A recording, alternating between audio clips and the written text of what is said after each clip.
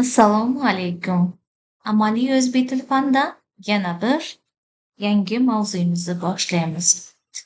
Xo'p, Andijon davlat pedagogika instituti o'qituvchisi, o'zbek tili adabiyoti va kafedrasi o'qituvchisi Karimova Lobatxon bu mavzuni sizlarga taqdimotini tayyorlab ko'rsatib beradi.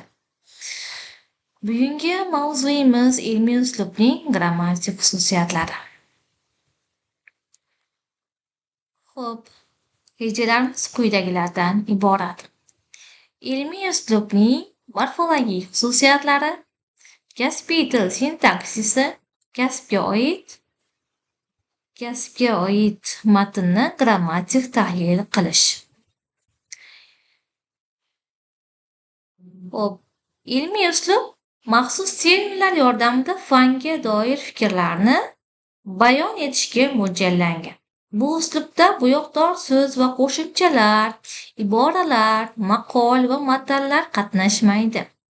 Ilmiy uslubda murakkab jumlalar, kirish va kiritmali qurilmalar ko'p qo'llaniladi. Olimlar o'z fikrlarini hamkasblar uchun ilmiy uslubda bayon etadilar. Ilmiy uslub o'z ichida ikki guruhga bo'linadi. Birinchisi sof ilmiy uslub, ikkinchisi ilmiy ommabop uslub. Sof ilmiy uslub muayyan fan sohasidagi kishilarga nisbatan qo'llaniladi. Shuning uchun bu uslubda fanning ma'lum sohasiga doir atamalar keng qo'llaniladi. Ilmiy ommabop uslubda esa fan yutuqlarini keng ommaga yetkazish maqsad qilinadi.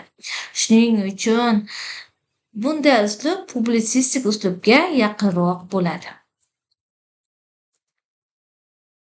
Ilmiy uslub ko'pincha murakkab formulalar va dalillarga ega bo'lgan umumiy ilmiy so'z va terminlarning ko'pligi. Neytral uslub.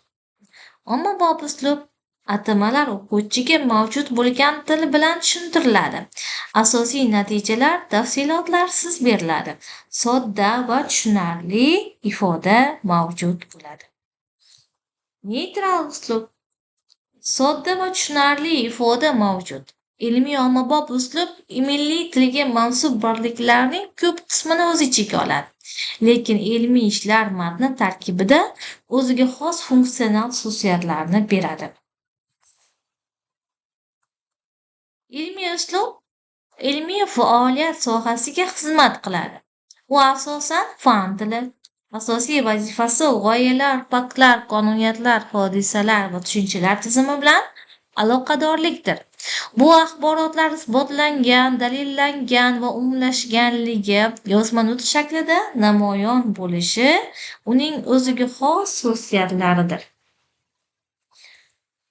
Ilmiy uslubning sintaktik xususiyatlari.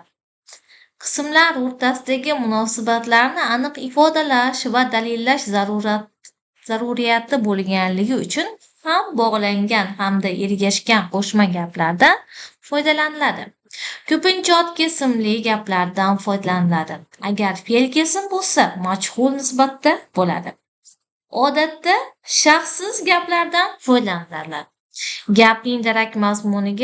Gaplar asosan darak mazmuniga ega bo'ladi. Deyarli so'roq gaplardan, undov gaplardan, atov gaplardan, to'liqsiz gaplardan foydalanilmaydi. Chunki bu o'quvchiga ma'lumotni yetkazish maqsadidagina qo'llanilyapti.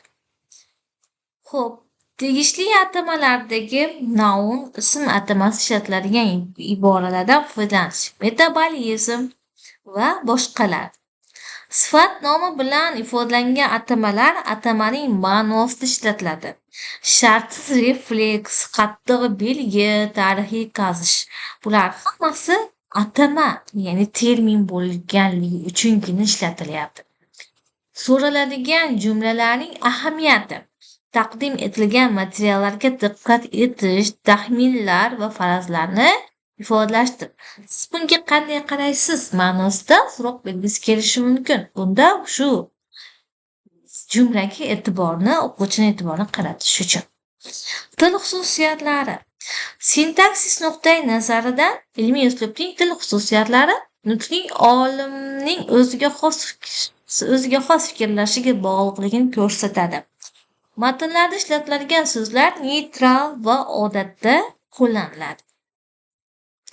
Ilmiy uslubning morfologik xususiyatlari. Grammatika darajasida so'zlarning muayyan morfologik shakllari va so'z birikmasi va gaplarni tuzishda o'ziga xos qoliplardan foydalaniladi. Ilmiy matn kontekstidagi fe'llar odatda umumzamon ma'nosiga ega bo'ladi. Muallif ta'kidlaydi, muammolarni yechish bu maqsadga erishishga yordam beradi. Asosan hozirgi va kelasi zamon shakllari qo'llaniladi. Ayrim fe'llar ilmiy matnda umumlashtirilgan ma'noga ega bo'ladi. Bilamizki, ta'kidlash kerakki, ayon bo'ladiki, ko'rinib turibdiki, aniq bo'ldiki kabi. Son ma'nosining ko'chishi men o'rnida biz kishilik olmoshning qo'llanilishi o'rganish davomida biz xulosaga keldik. Men xulosaga keldim emas, balki biz kabi. Shunday qarorga kelindi. Biz shunday tadqiqotlarni amalga oshirdik kabi. Xo'p, mana shunday ilmiy uslubni o'ziga xos xususiyatlari bor va mana shu ilmiy uslubni shu xususiyatlardan foydalansak, albatta bizning yozgan maqolamiz, darsligimiz ilmiyligini ta'minlab beradi. Shu aytilgan qoidalarga rioya qilinsagina bu ilmiy uslubga xos xususiyatlar sanaladi. Shu bilan bizning taqdimotimiz tugadi. Barchaga e'tiboringiz uchun rahmat.